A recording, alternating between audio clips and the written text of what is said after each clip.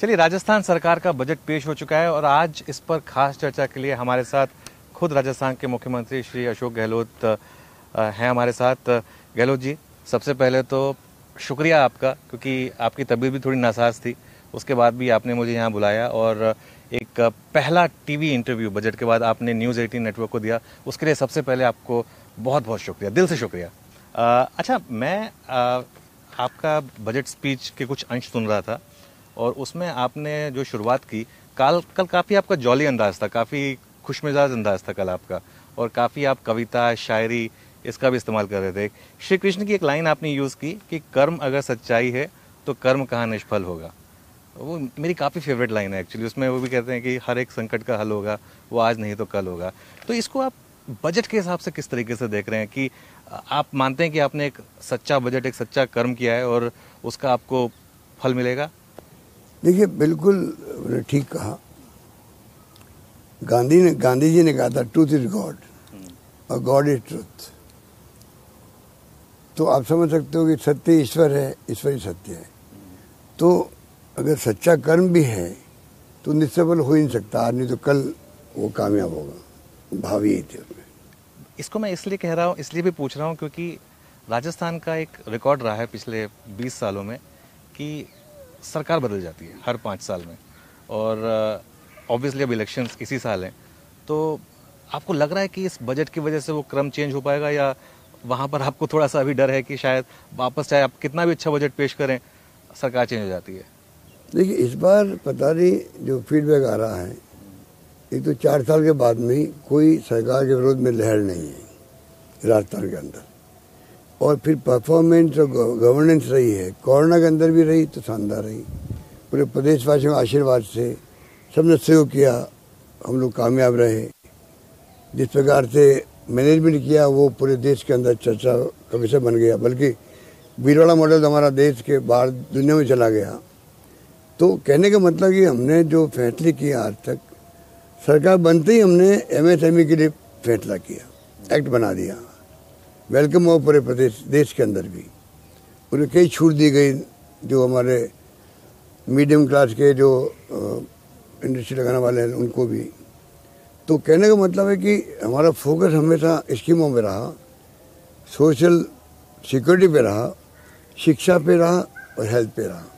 बाकी पानी, बिजली, सड़कें तो है ही है, पर महंगाई की दौर बहुत भयंकर मार है देश के अंदर। बेरोजगारी में लोगों में आक्रोश है, नौजवानों के अंदर। हम 3.5 लाख नौकरियाँ दे रहे हैं सरकारी। अभी हमने इन्वेस्ट राजस्थान किया था, करीब 11 लाख एमओयू हुआ है। 49% एमओयू तो बहुत आगे एडवांस स्टेज पर आ गई।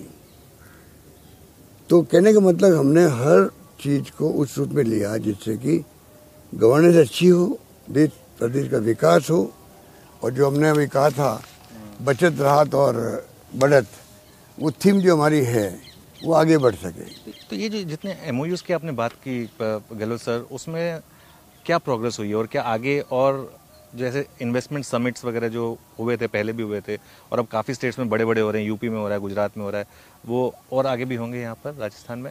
ये अभी तो इस साल तो हुआ ही है। हाँ, इस साल तो हुआ ही है, बिल्कुल। हाँ, इस साल तो हुआ ही है, और अभी अक्टूबर में हुआ है। उसमें से कितना पैसा मैंने कहा ना, वो 11 लाख करोड़ के एमओयू एलओआई हुए, 4000 समथिंग संख्या थी उनकी, उसमें 49% एडवांस स्टेज पे आ गए। ये बहुत बड़ी बात है और पहली बार हुआ ये। तो उससे आपके बजट में आपको काफ़ी फ्लेक्सिबिलिटी मिली होगी, फिर काफ़ी पैसा जब इन्वेस्टमेंट आएगा तो नेचुरल है कि उसका लाभ मिलेगा हम लोग। तो ये इस बजट की एक ऑब्वियसली, खैर हर अपोजिशन की बात बोलेगा, लेकिन इस बजट को लेकर खास तौर से कहा जा रहा है क्योंकि ये इलेक्शन ईयर है कि मुफ्त रेवड़ी वाला जो एक कॉन्सेप्ट आ गया है। प्रधानमंत्री जी ने भी कहा था कि इस कल्चर से हमको बचना चाहिए, और उन्होंने ये भी कहा था कि हमारे पड़ोसी देश को देखिए कहाँ इतने घाटे की वजह से पूरी अर्थव्यवस्था उनकी बर्बाद हो गई है, और हमें इससे बचना चाहिए। आपका क्या व्यू है इस पर? आपको लगता है कि ये इस तरीके की जो फ्रीबीज होती हैं वो सस्टेनेबल हैं? इसमें तो सब स्कीम है हमारी। तो हमने स्कीम बना के सबके लिए किया है, देशवासियों के लिए किया है।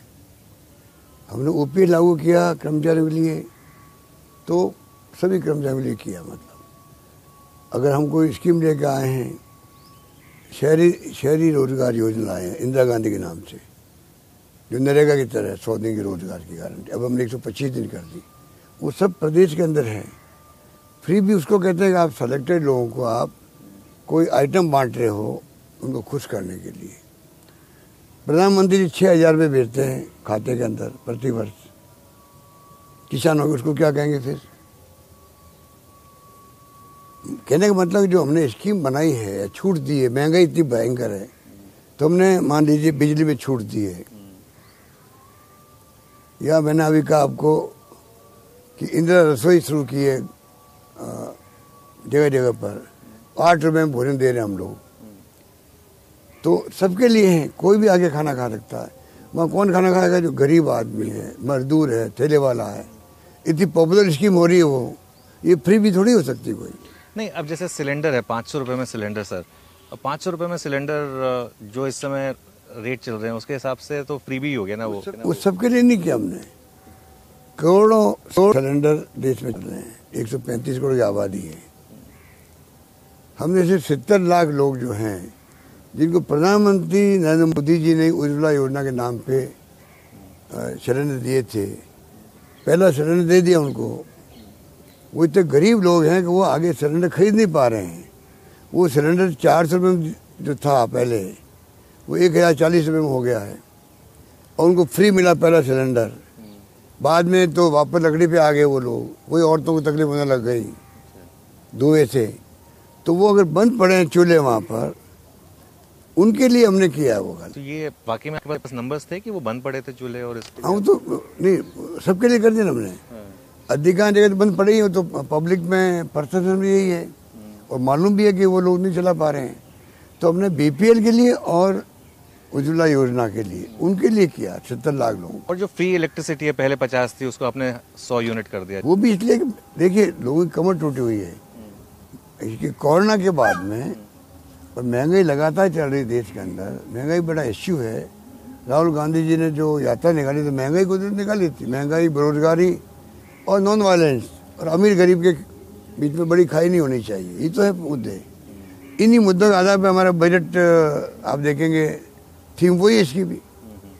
एक्चुअली सिंस आपने बात छेड़ दी है राहुल गांधी जी की, वो जो अभी भारत जोड़ो यात्रा हुई उसमें आप भी जुड़े थे उनके साथ, उसका आप कितना इम्पैक्ट देख रहे हैं इलेक्शंस पर? देखिए, उसमें तो राहुल गांधी ने खुद ने कहा था इलेक्शन का संबंध में जोड़ो इससे। ये यात्रा है एक मकसद को लेके, बेरोजगारी, महंगाई, नॉन वायलेंस, और मैंने कहा अमीरी गरीबी की बात जो करते, तो वो एक थीम थी मतलब। और राजनीति में जब हम काम करते हैं तो गांधी जी ने भी कहा था उस जमाने के अंदर कि आधार जो है राजनीति का भी रचनात्मक काम होना चाहिए, कंस्ट्रक्टिव वर्क होना चाहिए। बचपन में जो कंस्ट्रक्टिव वर्क करता है, समाज सेवा करता है, वो अगर राजनीति में आता है ज़्यादा अच्छे ढंग से काम कर सकता है। नहीं, क्योंकि पिछले लोकसभा इलेक्शंस में बीजेपी ने स्वीप किया था राजस्थान में, लोकसभा इलेक्शंस की बात कर रहा हूँ मैं, और वो उम्मीद कर रहे हैं कि शायद रिपीट होगा। आपको लग रहा है लेकिन उस यात्रा से थोड़ा फर्क पड़ेगा उस मोमेंटम पर? पूरे देश में फर्क पड़ेगा, पूरे देश में फर्क पड़ेगा। पूरे देश के अंदर माहौल जो बना है, जिन राज्यों से यात्रा नहीं गुजरी है वहाँ से भी लोग आए हैं यात्रा में। और कांग्रेस पार्टी की चौकियाँ जो है देश के अंदर, अगर 6 लाख गाँव हैं, 6 लाख गाँव में आपको परिवार मिलेगा कोई न कोई। तो इसलिए इसको आप इस रूप में लें कि यात्रा का मकसद जो था ना, अगर उड़ीसा का कोई परिवार है, महंगाई से वो भी त्रस्त है, बेरोजगारी से त्रस्त है, शांति सद्भाव सब चाहते हैं, टेंशन नहीं होना चाहिए, और गरीब अमीर की बात सब करते हैं। तो चाहे कोई राज्य हो देश के अंदर, पूरे देशवासियों को एक मैसेज चला गया राहुल गांधी का कि राहुल गांधी 3,500 किलोमीटर की यात्रा का मकसद क्या है, वो राहुल गांधी का उद्देश्य पूरा हो गया। वो तो खैर जब रिजल्ट आएंगे तो पता चलेगा गहलोत जी। लेकिन एक चीज़ मैं आपसे पूछना चाहता हूँ कि ऐसा क्यों होता है कि, और सिर्फ आपकी सरकार नहीं, जो 4 साल पहले पिछली सरकार थी उसने भी जो लास्ट बजट दिया होगा वो काफ़ी पॉपुलर दिया होगा, और उसके बाद भी सरकार बदल जाती है। और ये जो आपने अब कह रहे हैं कि बजट आपका पॉपुलिस्ट है और टैक्स आपने बढ़ाया नहीं बिल्कुल भी, तो रेवेन्यू कहाँ से आएगा? कहीं इसके पीछे ये मंशा तो नहीं है कि चलिए वैसी इलेक्शन सरकार तो चेंज होने वाली है ही, जो अगली सरकार आएगी वो निपटेगी, हमको क्या प्रॉब्लम है? कहीं ये मंशा तो नहीं है उसके पीछे? हमारी मंशा ये सरकार हमारी आएगी तो हम कैसे कर सकते हैं? आएगी लेकिन हमारी सरकार ही आएगी, ये पब्लिक का मूड है इस बार मूड लगता मुझे। तो जो कुछ हमने किया वो मैंने कल कहा भी था उसमें, ये हमने इस चुनाव के हिसाब से नहीं किया है। 2000 उसके बाद में 28 का चुनाव भी आएगा, तो हमारा जो मेन उद्देश्य है वो ये कभी हो ही नहीं सकता है, ये होना भी नहीं चाहिए। किसी भी गवर्नमेंट का नेता का ये उद्देश्य नहीं होना चाहिए कि हम तो चले जाएंगे बाद में बर्बादी होती रहेगी। ये उद्देश्य तो अगर राजनीति में किसी का तो वो पाप करता है। 25,000 के आसपास नौकरी लग रही है, इंटरव्यू हो रहे हैं, एग्जाम हो रहे हैं, सब कुछ हो रहे हैं उनके लिए। 1 लाख का मैंने और घोषणा कर रखी है, और कल बजट में मैंने कहा है रिक्त होते जाएंगे पद और नौकरी लगती जाएगी। इसका मतलब है करीब 3.5 लाख से ज़्यादा नौकरी हैं, 4 लाख भी हो सकती है, 4.5 भी हो सकती है। हिंदुस्तान में किसी राज्य में नहीं मिल रही होगी। पेपर लीक हुआ वो अनफॉर्चुनेट था, इसमें कोई दो राय नहीं, हुआ है और हमने कार्रवाई की इन 7 के अंदर। तो आप मान रहे हैं कि आपने बेरोजगारी पर काम किया, क्योंकि एक और इलेक्शन का क्योंकि हमने जो इन्वेस्ट राजस्थान किया था ना, उसमें हमारा एस्टिमेट है करीब 10 लाख लोग जो हैं धीरे धीरे उनको रोजगार मिलेगा रास्ते में, अगर वो सब इंडस्ट्री आती है तो। आधी आएगी तो 5 लाख मिलेगा। तो हमने जो स्टेप उठाया उसका बड़ा इम्पैक्ट है, उसका इम्पैक्ट है। एक और आपका जो इलेक्शन प्रॉमिस था, आपको याद होगा कि हर अनएम्प्लॉयड को 3,000 रुपए महीना दिए जाएंगे। उसको लेकर मुझे आज, क्योंकि मैं आपको इंटरव्यू करने आ रहा था, युवा मिले तो उन्होंने कहा था आप सर से ये जरूर पूछेगा क्योंकि हमें तो मिला है। तो देखिए उसमें क्या हुआ, 3-4 लाख लोगों को मिल रहा है पैसा। हाँ ये बात जरूर है, हमने उनके इंटरेस्ट के अंदर बजाय कि मान लो कोई दुकानदार बन गया है, कुछ दूसरा काम करने लग गया है, वो बेरोजगार तो नहीं है, पर क्योंकि नौकरी सरकारी नहीं है तो बेरोजगार हो गया। तो बजाय इसके कि जेन्युइन लोग कौन है उनको मिले, नंबर 1। नंबर 2 हुआ क्या है, लोग समझ नहीं पाए। हमने उनके इंटरेस्ट के अंदर, बेरोजगार के इंटरेस्ट के अंदर हमने क्या किया, उनको इंटर्नशिप भी जोड़ दिया कि वो कम से कम 4 घंटे काम कर लेंगे कहीं पर, कुछ सीख जाएंगे, अलग अलग विभागों के अंदर काम कर लेंगे वो 4 घंटे सिर्फ, उनको 4,500 मिलेगा मान लो, पर साथ में वो कुछ सीख जाएंगे तो आगे उनको नौकरी पक्की मिलने में आसानी हो जाएगी। इसलिए इंटर्नशिप जोड़ दिया। उसकी कुछ लोग आलोचना करने लग गए, हमारा उद्देश्य अच्छा था, उसी उद्देश्य हम आगे चलना चाहते हैं। एक सर जो मतलब अब कहा जाता है कि फ्रीबीज, मैं फ्रीबीज वर्ड बाबा यूज कर रहा हूँ क्योंकि आप उसे सहमत नहीं है, हालांकि क्योंकि वो उस पर काफी पैसा खर्च होता है, और उस पैसे को अगर आप किसी बुनियादी ढांचे के जैसे इंडस्ट्रीज पर खर्च करें या टूरिज्म पर खर्च करें, राजस्थान एक टूरिज्म का हब है इंडिया में, अगर उस पर खर्च करें तो क्या वो बेहतर नहीं होगा बुनियादी तौर पर, in terms of generating more jobs, in terms of थोड़ा सा इकोनॉमी को भी और ऊपर लेके? अगर आप हमारे पूरी स्टडी करेंगे बजट की, तो आप ये जो आप क्वेश्चन कर रहे हैं ना, वो आप क्वेश्चन नहीं करेंगे। अगर आप स्टडी कर लेंगे पूरे बजट की, आप सोचिएगा, मैं 85 में केंद्रीय मंत्री था, राज्य मंत्री था मैं, attach to prime minister Rajiv Gandhi के साथ में, उसके पहले मैं इंदिरा के साथ में मंत्री, पोर्टफोलियो मेरा वही था, सिविलाइजेशन टूरिज्म। तब से मैं मांग कर रहा हूँ कि टूरिज्म को इंडस्ट्री का दर्जा मिलना चाहिए, तब से मांग कर रहा हूँ। मेरे हाथों से लिखा था अभी, मैंने अभी कर दिया, इस बार टूरिज्म को इंडस्ट्री का दर्जा दे दिया मैंने। अब टूरिज्म इंडस्ट्री वालों को पूछिएगा, टूर ऑपरेटर को, ट्रेवल एजेंट को, आपको इतना अच्छा लगेगा, आप कल्पना नहीं कर सकते हो। होटलियर्स को, अभी कल मैंने ग्रामीण टूरिज्म के लिए और घोषणाएं करी है, कल परसों ग्राम में जाके कोई रिजॉर्ट लगाया गया तो क्या इंडस्ट्री की तरह जमीन का कन्वर्जन सब कुछ को मिलेगा। इतना क्रांतिकारी फैसला हुआ हमारे टूरिज्म को इंडस्ट्री का दर्जा देने का, उसको लोग वेलकम कर रहे हैं, बहुत शानदार। मैं खुद वेलकम कर रहा हूँ, मैं तो कह रहा हूँ राजस्थान में टूरिज्म के डेटा पढ़ रहा था। नहीं, मैं ये कह रहा हूँ ऐसे ऐसे फैसले हमने किए हैं उसके अंदर। अगर सड़कें बनाने का जो हमारा एम है, 1 लाख किलोमीटर सड़कें बन रही है, 50,000 तो किलोमीटर बन चुकी है राजस्थान के अंदर। अगर हाँ इंफ्रास्ट्रक्चर हम कॉम्प्रोमाइज करते, खाली चुनाव जीतने के नाम पर, फ्री भी बांटने के नाम पर, तो आरोप लग सकते थे। मैंने कोई कॉम्प्रोमाइज नहीं किया। तो पैसा कहाँ से आ रहा है सर, क्योंकि आपने टैक्स भी नहीं रेज किया है? पैसा जादू से आ रहा है। नहीं पूछ रहा हूँ, आई एम मैजिशियन। अगर आपका वित्तीय प्रबंधन शानदार है, अगर आपको टैक्स का लीकेज नहीं है, तो आप सब कुछ कर सकते हो। हमारे यहाँ तेल निकल गया है, कंट्री का 20% तेल रास्ता में निकलता है, बिल्कुल बाड़मेर के अंदर, उससे हमारा रेवेन्यू और बढ़ गई। रिफाइनरी आ रही है, वो तो एक अलग मुद्दा है, जो कि लंबी कहानी, उसकी बंद कर दिया, वापस में शुरू करवाया जवाब दे करके, लंबी कहानी है। तो पेट्रोकेमिकल जो साथ में लगेगा तो लाखों हजारों बच्चों को लाभ मिलेगा, कई इंडस्ट्री लगेगी ये आपके प्लास्टिक आधारित। तो कहने का मतलब हमारी मैनेजमेंट बहुत शानदार है, वित्तीय प्रबंधन। कौन बेवकूफ होगा, पैसा नहीं है आपके बारे में और बांट बांट चुनाव जीते रहो आप? अरे चुनाव जीते रहते क्या? और एक बता दीजिए, इस देश में फ्री भी बांट के कौन जीता चुनाव?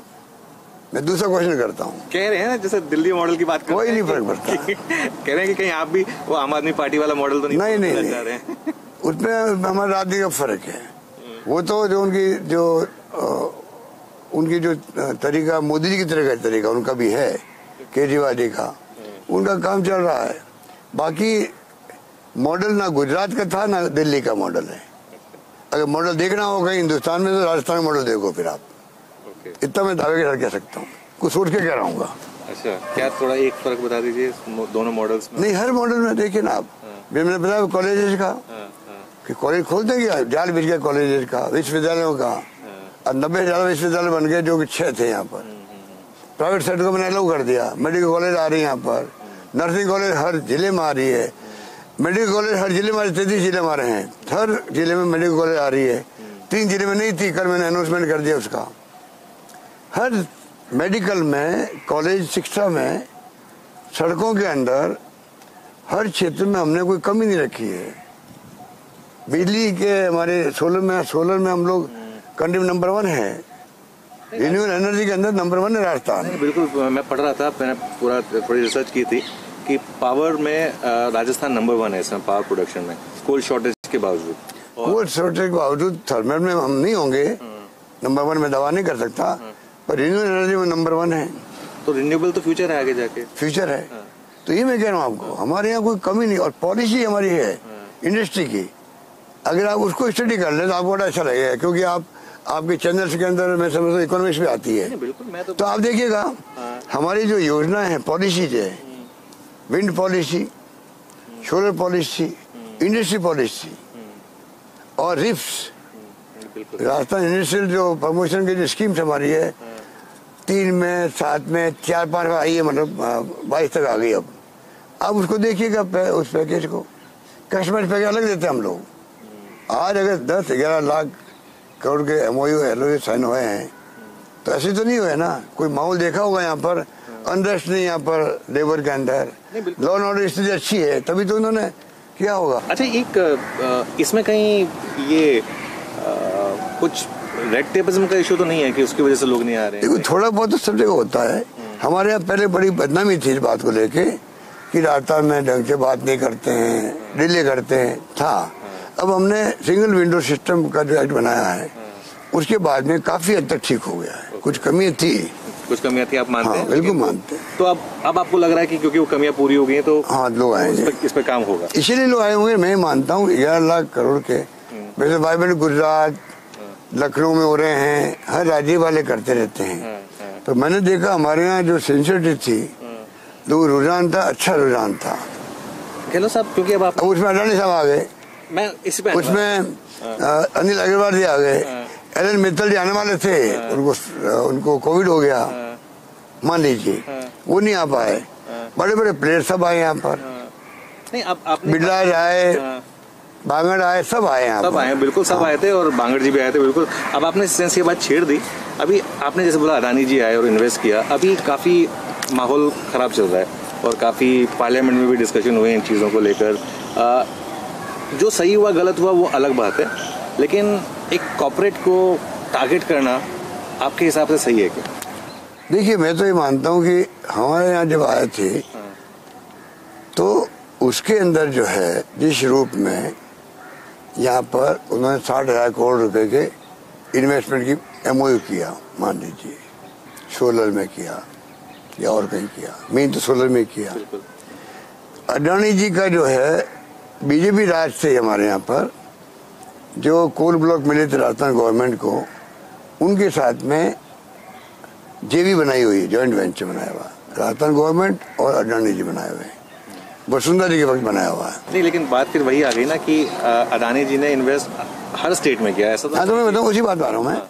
उन्होंने कहा उस वक्त में जब आलोचना होने लगी साहब आप तो यहाँ नाम लेते हो और वहाँ सीएम और वो तो साथ में वहाँ बैठे हुए हैं, तो उन्होंने कहा कि कोई भी इन्वेस्टमेंट करना जाएगा किसी राज्य के अंदर और वहाँ रोजगार मिलेगा लोगों को, तो कोई भी राज्य सरकार मना कैसे करेगी उसको, एक लाइन से बात आ जाती है। ये बात है, ये मेरा मानना है। नहीं तो फिर दोनों चीजें नहीं हो सकती ना सर। एक मतलब सर अगर वो बीजेपी स्टेट्स में जाएं तो ठीक है, और कांग्रेस स्टेट्स में आए वो जॉब्स तो हर जगह क्रिएट कर रहे हैं ना, फिर सिर्फ राजस्थान में तो नहीं कर रहे, बाकी जगह भी कर रहे हैं। तो फिर इस तरह से आपको लग रहा है कि थोड़ा सा जो एक कॉर्पोरेट टारगेटिंग हो रही है शायद थोड़ी सी गलत हो रही है। देखो जहाँ तक मैं समझ पाया हूँ, राहुल गांधी जी के अभियान के अंदर दो नाम आए, इसमें कोई दो राय नहीं, पर कभी कभी उन्होंने लिया भी है, 5-6 भी लिया, 4-5 भी लिया है। वो इतने भले इंसान हैं, उनकी मंशा अलग है कि भाई कोई भी गवर्नमेंट के अंदर सरकार है वो उनको अमीर और गरीब के बीच खाई ज़्यादा बढ़नी नहीं चाहिए। कल मैंने हाउस में जो एक अभी तो मुझे श्लोक याद नहीं है, एक मैंने श्लोक पढ़ा है, उसको आप देखेंगे तो आप वो भावना आ जाएगी। खोल दे पंख मेरे वो वाली नहीं, वो दूसरा आपको अभी बात बता दूंगा मैं आपको इंटरव्यू के बाद में कि आप वो तो छपा हुआ है। ठीक है, उतार चढ़ाव तो स्टॉक मार्केट में चलता रहता है, लेकिन इंडिया की स्टॉक मार्केट काफी वाइब्रेंट रही है। आप ठीक कह रहे हो, परंतु रिस्क कैसे ले सकता कोई? अगर कर्मचारी 35 साल सर्विस करता है, आप हम कई काम करते हैं, मान लो अगर इनसिक्योर लाइफ रहे आदमी जिंदगी भर 35 साल तक, बुढ़ापे हम जाएंगे तो पता नहीं क्या होगा। ठीक है, तो वो आदमी क्या तो काम करेगा कमिटमेंट के साथ में, वो करप्शन भी कर सकता है कि मैं मेरी सिक्योर करूँ लाइफ को। आज मैं एक बात आपसे पूछना चाहूंगा, 60-70 साल तक ओपीएस रहा देश के अंदर, और देश आज यहाँ पहुंचा है। देश कहाँ से कहाँ पहुंचा है, यहाँ सुई नहीं बनती थी, आज क्या नहीं हो रहा है। आलोचना करना अलग बात है कि कुछ नहीं किया कांग्रेस ने और सब कुछ मोदी जी कर रहे हैं, अलग बात है कहना, परंतु आज देश जहाँ से शुरू हुआ आज यहाँ तक पहुंचा है। ओपीएस लागू था, जब आज तक वित्तीय प्रबंधन हो गया, सब कुछ मिल गया, सिक्योर रही इनकी लाइफ। आज हम भेदभाव कर रहे हैं, आर्मी को दे रहे हो आप ओपीएस, बीएसएफ को दे रहे हो आप एनपीएस, पैरामिलिट्री फोर्सेज को दे रहे हो एनपीएस दे रहे हो।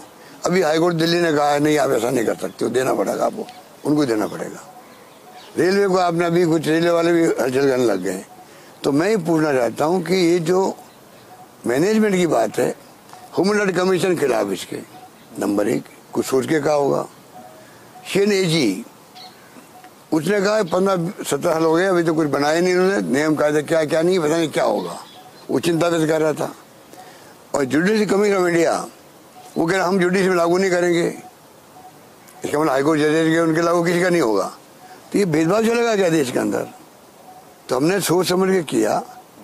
और वित्तीय प्रबंधन जहाँ तक सवाल है, बगैर भारत सरकार की परमिशन के हम 100 करोड़ रुपए भी उधार नहीं ले सकते हैं।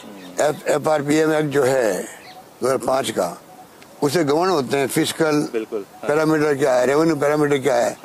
उसके अंदर भारत सरकार कहती है आप 10,000 करोड़ लोन ले सकते हो साल भर के अंदर, वो ले सकते हैं। आप जानते हैं इन बातों को, 100 करोड़ रुपये एक्स्ट्रा नहीं ले सकते हम लोग। तो पूरा भारत सरकार मैनेजमेंट करती है, उसके हिसाब में चलते हैं। तो हमने तो सोच विचार के किया और उसकी बहुत पॉपुलर हो रही है। भारत सरकार को कुछ करना पड़ेगा। मुझे इतना समय दिया आपने, उसके लिए बहुत बहुत शुक्रिया।